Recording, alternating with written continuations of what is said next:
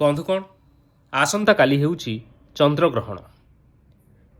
ଆସନ୍ତାକାଲି ଦୋଳ ପୂର୍ଣ୍ଣିମା ଏବଂ ଏହି ଦୋଳ ପୂର୍ଣ୍ଣିମାରେ ଲାଗିବାକୁ ଯାଉଛି ବର୍ଷ 2026ର ପ୍ରଥମ ଚନ୍ଦ୍ରଗ୍ରହଣ। ଏହି ଚନ୍ଦ୍ରଗ୍ରହଣ ଏକ ପୂର୍ଣ୍ଣ ଚନ୍ଦ୍ରଗ୍ରହଣ ଭାବରେ ମହାକାଶରେ ଦୃଶ୍ୟମାନ ହେବ, ଯାହା ଏକ ବିରଳ ମହାଜାଗତିକ ଦୃଶ୍ୟ ଭାବରେ ଏହି ବର୍ଷ ଗଣନା କରାଯାଇଛି।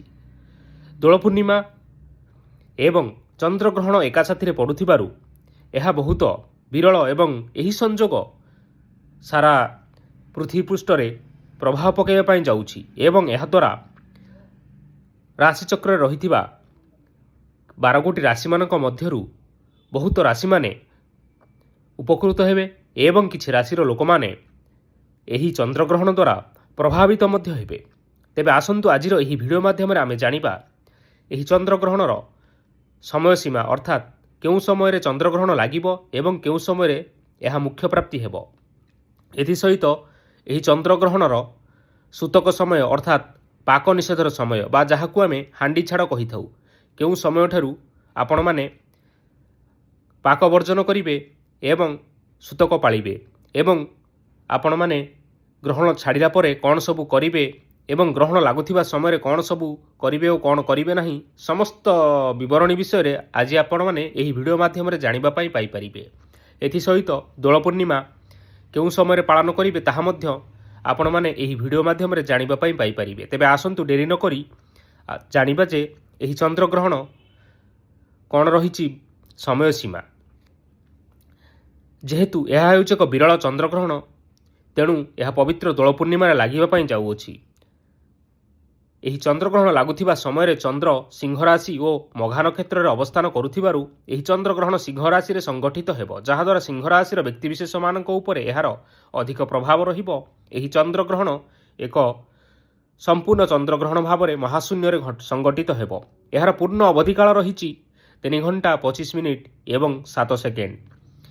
ଯେହେତୁ ଏହି ଗ୍ରହଣ ଦୋଳ ପୂର୍ଣ୍ଣିମା ଦିନ ପଡ଼ୁଅଛି, ତେବେ ଦୋଳ ପୂର୍ଣ୍ଣିମା ଆପଣମାନେ କେମିତି ପାଳନ କରିବେ ବା ଅର୍ଥାତ୍ କେଉଁ ସମୟରେ ପାଳନ କରିବେ ତାହା ମଧ୍ୟ ଆପଣମାନେ ଏହି ଭିଡ଼ିଓ ମାଧ୍ୟମରେ ଜାଣିବେ।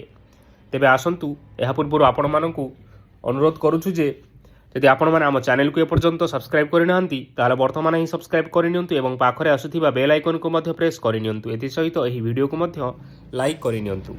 ବନ୍ଧୁଗଣ, ଚନ୍ଦ୍ରଗ୍ରହଣ ହେଉ ବା ସୂର୍ଯ୍ୟପରାଗ, ଜ୍ୟୋତିଷ ଶାସ୍ତ୍ର ଅନୁସାରେ ଏହି ସମୟକୁ ଅଶୁଭ ସମୟ କୁହାଯାଇଥାଏ, କାରଣ ଏହି ସମୟରେ ଚନ୍ଦ୍ରଙ୍କଠାରୁ ବାହାରୁଥିବା କିରଣ ବା ଛାଇ ଅର୍ଥାତ୍ ଆଲୋକ ସିଧାସଳଖ ଭାବରେ ପୃଥିବୀ ପୃଷ୍ଠରେ ପଡ଼ିପାରିନଥାଏ, ଯାହାଦ୍ୱାରା ଏହି ସମୟରେ ନକାରାତ୍ମକ ଶକ୍ତିମାନେ ପୃଥିବୀ ପୃଷ୍ଠରେ ଜାଗ୍ରତ ହୋଇଉଠନ୍ତି।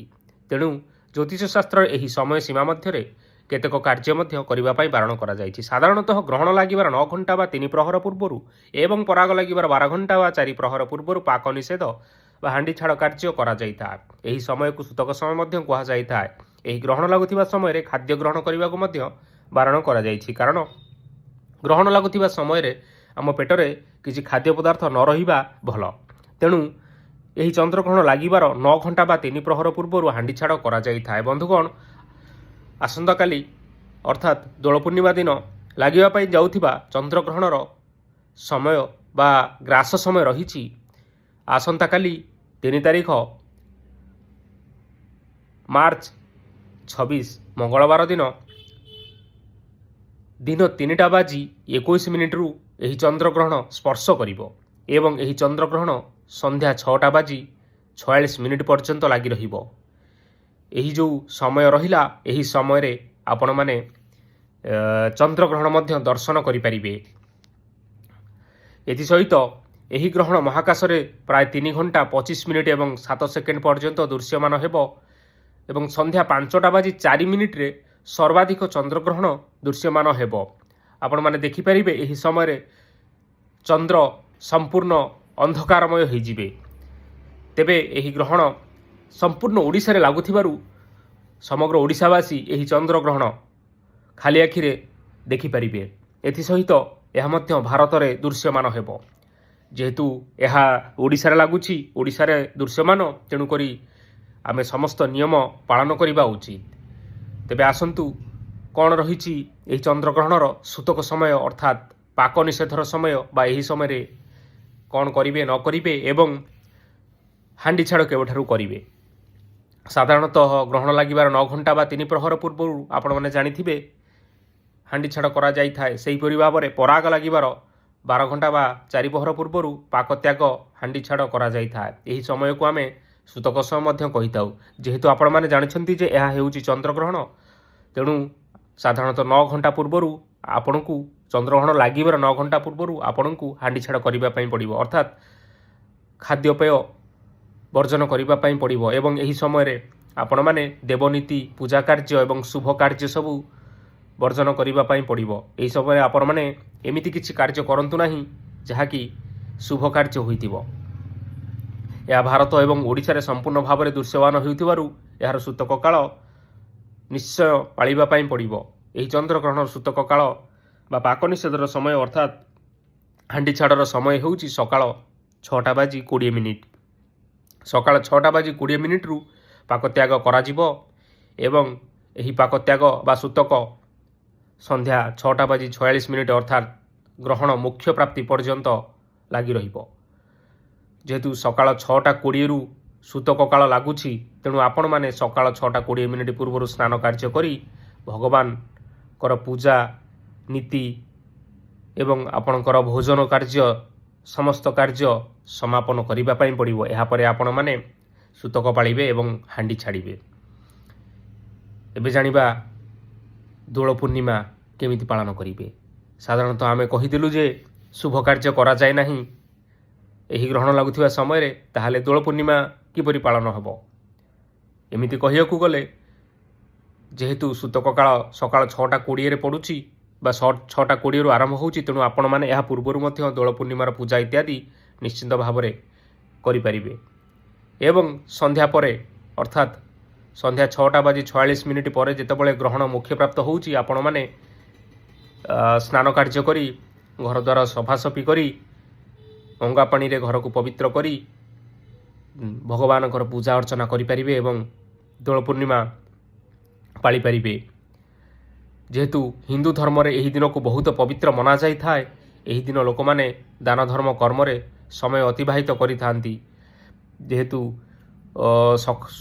ପ୍ରାତଃ ସମୟ ଯେଉଁଟାକି ସକାଳ 6:20 ପୂର୍ବ ସମୟ ଶୁଭ ରହୁଛି, ଏହି ସମୟରେ ଆପଣମାନେ ମାତା ଲକ୍ଷ୍ମୀଙ୍କର ପୂଜା ଅର୍ଚ୍ଚନା କରନ୍ତୁ, ଦେଖିବେ ଆପଣଙ୍କୁ ଶୁଭଫଳ ନିଶ୍ଚିନ୍ତ ପ୍ରାପ୍ତ ହେବ। ଜ୍ୟୋତିଷ ଶାସ୍ତ୍ର ଅନୁସାରେ ଏହି ସମୟରେ ଗୃହରେ ମଧ୍ୟ ପୂଜାପାଠ କଲେ ଶୁଭଫଳ ମିଳିଥାଏ।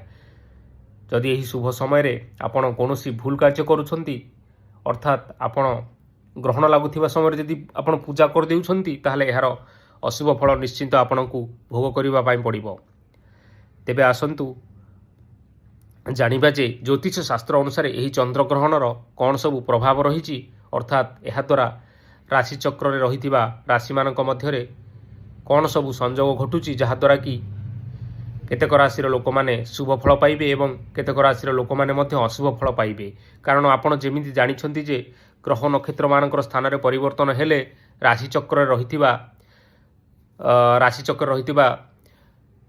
ଚକ୍ର ସବୁ କିଛିଟା ପରିବର୍ତ୍ତନ ସେମାନଙ୍କ ଭାଗ୍ୟରେ ଦେଖାଇଥାଏ। ଯେହେତୁ ଗ୍ରହଣ ଲାଗୁଛି ସୂର୍ଯ୍ୟ ଓ ଚନ୍ଦ୍ର ଏବଂ ପୃଥିବୀଙ୍କର ସ୍ଥାନରେ କିଛି ପରିବର୍ତ୍ତନ ହେଉଛି, ତେଣୁ ଏହାର ପ୍ରଭାବ ନିଶ୍ଚିନ୍ତ ରାଶିଚକ୍ରରେ ରହିଥିବା 12ଗୋଟି ରାଶିର ଲୋକମାନଙ୍କ ଉପରେ ନିଶ୍ଚିନ୍ତ ଭାବରେ ପଡ଼ିବ। ଆମେ ଯେମିତି ଦେଖିଲେ ଗ୍ରହଣ ସିଂହ ରାଶି ଏବଂ ମଘା ନକ୍ଷତ୍ରରେ ଲାଗିବା ପାଇଁ ଯାଉଛି, ତେଣୁ ସିଂହ ରାଶି ଉପରେ ଟିକିଏ ଅଧିକା ପ୍ରଭାବ ରହୁଛି ଏବଂ ଆଉ କେତୋଟି ରାଶି ରହିଛନ୍ତି ସେମାନଙ୍କ ଉପରେ ଅଳ୍ପ ପ୍ରଭାବ ରହିବ। ହେଲେ 8ଟି ରାଶି ରହିଛନ୍ତି ଏମିତି ଯାହାଙ୍କୁ ଏହି ଚନ୍ଦ୍ରଗ୍ରହଣର ଶୁଭ ପ୍ରଭାବ ମିଳିବ। ସେହିସବୁ ରାଶି ହେଉଛନ୍ତି ବୃଷ ରାଶି, ମିଥୁନ ରାଶି, ସିଂହ ରାଶି, କନ୍ୟା ରାଶି, ତୁଳା ରାଶି, ବିଛା ରାଶି, ମକର ରାଶି ଏବଂ ମୀନ ରାଶି। ଏଥିସହିତ ଆମେ ଯେମିତି କଥା ହେଲେ ମେଷ ରାଶି, କର୍କଟ ରାଶି, ଧନୁ ରାଶି ଏବଂ କୁମ୍ଭ ରାଶିର ବ୍ୟକ୍ତିବିଶେଷ ରହିଲେ ସେମାନଙ୍କ ଉପରେ ଚନ୍ଦ୍ରଗ୍ରହଣର ଖରାପ ପ୍ରଭାବ ପଡ଼ିବା ପାଇଁ ଯାଉଅଛି। ତେଣୁ ଏହି 4ଟି ରାଶିର ବ୍ୟକ୍ତିବିଶେଷମାନେ ଚନ୍ଦ୍ରଗ୍ରହଣ ସମୟରେ ସାବଧାନ ରହିବା ପାଇଁ ଚେଷ୍ଟା କରନ୍ତୁ ଏବଂ ଏହି ସମୟରେ ଭଗବାନଙ୍କର ମାଳା ଜପ କରନ୍ତୁ। ଦେଖିବେ ଆପଣମାନଙ୍କ ଉପରକୁ ଆସୁଥିବା ଘାତ ଓ ପ୍ରତିଘାତ ଆପେ ଆପେ ଟଳିଯିବ। ଗର୍ଭବତୀ ମହିଳାମାନେ ମଧ୍ୟ ଏହି ସମୟରେ ସତର୍କ ରୁହନ୍ତୁ। ଏହି ସମୟ ଗର୍ଭବତୀ ମହିଳାମାନଙ୍କ ପାଇଁ ବହୁତ ଅଶୁଭ ଏବଂ ସମ୍ବେଦନଶୀଳ ହୋଇଥିବାରୁ ସେମାନଙ୍କୁ ସାବଧାନ ରହିବା ସହିତ ଚନ୍ଦ୍ରଗ୍ରହଣ ଦେଖିବା ପାଇଁ ମଧ୍ୟ ବାରଣ କରାଯାଇଛି। କାରଣ ଗ୍ରହଣ ଲାଗିବା ସମୟରେ ଗର୍ଭବତୀ ମହିଳାମାନେ କୌଣସି ଜିନିଷ କଟାକଟି ବା କୌଣସି କପଡ଼ା ଆଦି ସିଲାଇ କରନ୍ତୁ ନାହିଁ, ନଚେତ୍ ଏହାର କୁପ୍ରଭାବ ଆପଣଙ୍କ ଗର୍ଭରେ ଥିବା ଶିଶୁ ଉପରେ ସିଧାସଳଖ ଭାବରେ ପଡ଼ିଥାଏ। ଚନ୍ଦ୍ରଗ୍ରହଣ ସମୟରେ ଯଦି ଚନ୍ଦ୍ରର ଛାୟା କୌଣସି ଗର୍ଭବତୀ ମହିଳାମାନଙ୍କ ଉପରେ ପଡ଼ିଯାଏ, ତେବେ ତାହାର ଗର୍ଭରେ ଥିବା ପ୍ରଥମ ଶିଶୁକୁ ଶାରୀରିକ ଦୋଷ ଲାଗିଯାଏ, ଯାହା ଭବିଷ୍ୟତରେ ବହୁତ ବଡ଼ ସମସ୍ୟା ମଧ୍ୟ ସୃଷ୍ଟି କରିଥାଏ। ତେଣୁ ଗର୍ଭବତୀ ମହିଳାମାନେ ଏହି ସମୟରେ କେବେ ହେଲେ ବାହାରକୁ ବାହାରନ୍ତୁ ନାହିଁ। ଏହି ସମୟରେ ଘରର କବାଟ, ଝରକା ଇତ୍ୟାଦି ମଧ୍ୟ ବନ୍ଦ କରି ରଖନ୍ତୁ। ଚନ୍ଦ୍ରଗ୍ରହଣ ଲାଗୁଥିବା ସମୟରେ କ'ଣ ସବୁ କରିବା ଅନୁଚିତ? ପ୍ରଥମତଃ ଖାଦ୍ୟ ତିଆରି କରନ୍ତୁ ନାହିଁ। ଚନ୍ଦ୍ରଗ୍ରହଣ ସମୟରେ ଖାଦ୍ୟ ପଦାର୍ଥ ରୋଷେଇ କରିବାକୁ ଅଶୁଭ ମନାଯାଇଥାଏ। ଏହି ସମୟରେ ରନ୍ଧା ହୋଇଥିବା ଖାଦ୍ୟ ଜ୍ୟୋତିଷ ଶାସ୍ତ୍ର ଅନୁସାରେ ଅଶୁଦ୍ଧ ହୋଇଥାଏ। ଏଥିପାଇଁ ଆପଣମାନେ ଚନ୍ଦ୍ରଗ୍ରହଣ ସମୟରେ ରୋଷେଇ କାର୍ଯ୍ୟ କରନ୍ତୁ ନାହିଁ। ଚନ୍ଦ୍ରଗ୍ରହଣ ସମୟରେ ଖାଦ୍ୟ ଗ୍ରହଣ କରନ୍ତୁ ନାହିଁ। ଏହି ସମୟରେ ରନ୍ଧା ହୋଇଥିବା ଖାଦ୍ୟ ଗ୍ରହଣ କରିବା ନିଷେଧ ଅଟେ। ଜ୍ୟୋତିଷ ଶାସ୍ତ୍ର ଅନୁସାରେ ଚନ୍ଦ୍ରଗ୍ରହଣ ସମୟରେ ରନ୍ଧା ହୋଇଥିବା ଖାଦ୍ୟ ଖାଇଲେ ଏହା ଆମ ଶରୀର ଉପରେ କୁପ୍ରଭାବ ପକାଇଥାଏ। ତେଣୁ ଗ୍ରହଣ ହେଉ ବା ପରାଗ, ଏହି ସମୟରେ ଶୁଖିଲା ଖାଦ୍ୟ ବା ଫଳମୂଳ ଇତ୍ୟାଦି ଆପଣମାନେ ଖାଇପାରିବେ। ଗର୍ଭବତୀ ମହିଳାମାନେ ସତର୍କ ରୁହନ୍ତୁ। ଚନ୍ଦ୍ରଗ୍ରହଣ ସମୟରେ ଯେଉଁ ମହିଳାମାନେ ଗର୍ଭବତୀ ଅଛନ୍ତି ସେମାନେ ଘର ବାହାରକୁ ଯିବାକୁ ନିଷେଧ କରାଯାଇଛି। ଚନ୍ଦ୍ରଗ୍ରହଣ ସମୟରେ ଯଦି ଚନ୍ଦ୍ରଙ୍କର ଛାୟା କୌଣସି ଗର୍ଭବତୀ ମହିଳାମାନଙ୍କ ଉପରେ ପଡ଼ିଯାଏ, ତେବେ ତାହାର ଗର୍ଭର ପ୍ରଥମ ଶିଶୁକୁ ଶାରୀରିକ ଦୋଷ ଲାଗିଯାଇଥାଏ, ଯାହା ଭବିଷ୍ୟତରେ ବହୁତ ବଡ଼ ସମସ୍ୟା ସୃଷ୍ଟି କରିଥାଏ। ତେଣୁ ଗର୍ଭବତୀ ମହିଳାମାନେ ଏହି ସମୟରେ ବାହାରକୁ ବାହାରନ୍ତୁ ନାହିଁ। ଚନ୍ଦ୍ରଗ୍ରହଣ ସମୟରେ କୌଣସି ଶୁଭ କାର୍ଯ୍ୟ କରନ୍ତୁ ନାହିଁ ଏବଂ କୌଣସି ଶୁଭ କାର୍ଯ୍ୟ କରିବା ପାଇଁ ମଧ୍ୟ ଗୃହ ମଧ୍ୟରେ ଆଲୋଚନା ମଧ୍ୟ କରନ୍ତୁ ନାହିଁ। ଏହାଦ୍ୱାରା ଆପଣଙ୍କର ପରିବାରରେ ଅନିଷ୍ଟ ହୋଇଥାଏ। ଗ୍ରହଣ ସମୟରେ ଠାକୁର ପୂଜା କରନ୍ତୁ ନାହିଁ।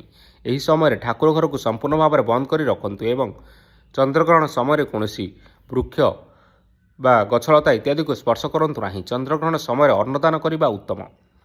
ଏହି ସମୟରେ ଆପଣମାନେ ଦାନ ଧର୍ମ କରିପାରିବେ। ଏମିତି କୁହାଯାଏ କି ଗ୍ରହଣ ସମୟରେ ଅନ୍ନଦାନ କରିଲେ ଶାରୀରର ସମସ୍ତ ରୋଗ ଇତ୍ୟାଦି ଦୂର ହୋଇଥାଏ। ତେଣୁ ଗ୍ରହଣ ଶେଷ ହେବା ପରେ ସ୍ନାନ କରିବା ଓ ପିନ୍ଧିଥିବା ବସ୍ତ୍ରକୁ ଧୋଇ ନେବା ଉଚିତ ଏବଂ ନିଜ ଘରେ ଗଙ୍ଗାଜଳ ସିଞ୍ଚନ କରି ପବିତ୍ର କରିନେବା ଉଚିତ ଏବଂ ଏହାପରେ ନିଜର ସାମର୍ଥ୍ୟ ଅନୁସାରେ ଦୁଃଖୀ ଓ ଦରିଦ୍ର ଲୋକମାନଙ୍କୁ ଯଦି ଆପଣମାନେ ଅର୍ଥ ହେଉ ବା ଅନ୍ନ ଇତ୍ୟାଦି ଦାନ କରୁଛନ୍ତି, ତାହେଲେ ଏହା ଆପଣମାନଙ୍କ ପାଇଁ ଅତ୍ୟନ୍ତ ଶୁଭ ରହିବ।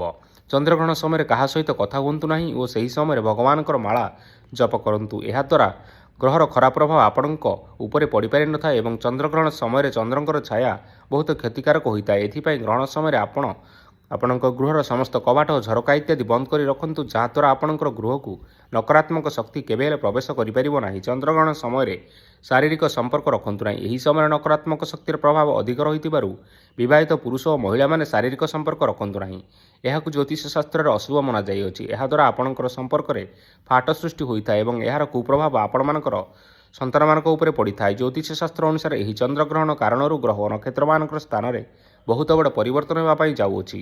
ଗ୍ରହମାନଙ୍କର ପରିବର୍ତ୍ତନ କାରଣରୁ କିଛି ରାଶିର ବ୍ୟକ୍ତିବିଶେଷମାନଙ୍କ ଉପରେ ଅଶୁଭ ପ୍ରଭାବ ପଡ଼ୁଥିବା ବେଳେ କେତେକ ରାଶିର ବ୍ୟକ୍ତିବିଶେଷମାନଙ୍କ ଉପରେ ଏହି ଚନ୍ଦ୍ରଗ୍ରହଣର ଶୁଭ ପ୍ରଭାବ ପଡ଼ିବା ପାଇଁ ଯାଉଅଛି। ତେବେ ରାଶିଚକ୍ରର 12ଗୋଟି ରାଶିମାନଙ୍କ ମଧ୍ୟରୁ ଏହି 8ଟି ରାଶି ଉପରେ ଚନ୍ଦ୍ରଗ୍ରହଣର ଶୁଭ ପ୍ରଭାବ ପଡ଼ିବା ପାଇଁ ଯାଉଅଛି। ସେହି ଭାଗ୍ୟଶାଳୀ ରାଶିମାନେ ହେଉଛନ୍ତି ବୃଷ ରାଶି, ମିଥୁନ ରାଶି, ସିଂହ ରାଶି, କନ୍ୟା ରାଶି, ତୁଳା ରାଶି, ବିଛା ରାଶି, ମକର ରାଶି ଏବଂ ମୀନ ରାଶି। ଏଥିସହିତ ମେଷ ରାଶି, କର୍କଟ ରାଶି, ଧନୁ ରାଶି ଏବଂ କୁମ୍ଭ ରାଶିର ବ୍ୟକ୍ତିବିଶେଷମାନଙ୍କ ଉପରେ ଏହି ଚନ୍ଦ୍ରଗ୍ରହଣର ଅଶୁଭ ପ୍ରଭାବ ପଡ଼ିବା ପାଇଁ ଯାଉଅଛି। ତେଣୁ ଏହି 4ଟି ରାଶିର ବ୍ୟକ୍ତିବିଶେଷମାନେ ଏହି ଚନ୍ଦ୍ରଗ୍ରହଣ ଲାଗୁଥିବା ସମୟରେ ସାବଧାନ ରହିବା ପାଇଁ ଚେଷ୍ଟା କରନ୍ତୁ ଏବଂ ଭଗବାନଙ୍କର ନାମ ଜପ କରନ୍ତୁ, ଯାହାଦ୍ୱାରା ଆପଣମାନଙ୍କ ଉପରକୁ ଆସୁଥିବା ଘାତ ଓ ପ୍ରତିଘାତ ଆପେ ଆପେ ଟଳିଯିବ। ତେବେ ବନ୍ଧୁଗଣ, ଏହା ଥିଲା ଆସନ୍ତା 3 ତାରିଖ ଚନ୍ଦ୍ରଗ୍ରହଣର ସମ୍ପୂର୍ଣ୍ଣ ବିବରଣୀ ବିଷୟରେ। ଆଶା କରୁଛୁ ଆପଣମାନଙ୍କୁ ଏହି ଭିଡ଼ିଓଟି ନିଶ୍ଚୟ ପସନ୍ଦ ଆସିଥିବ। ପସନ୍ଦ ଆସିଥିଲେ ଭିଡ଼ିଓକୁ ଲାଇକ୍ କରିବା ସହିତ ଆପଣଙ୍କର ପ୍ରିୟଜନମାନଙ୍କ ସହିତ ସେୟାର କରିନିଅନ୍ତୁ। ଧନ୍ୟବାଦ।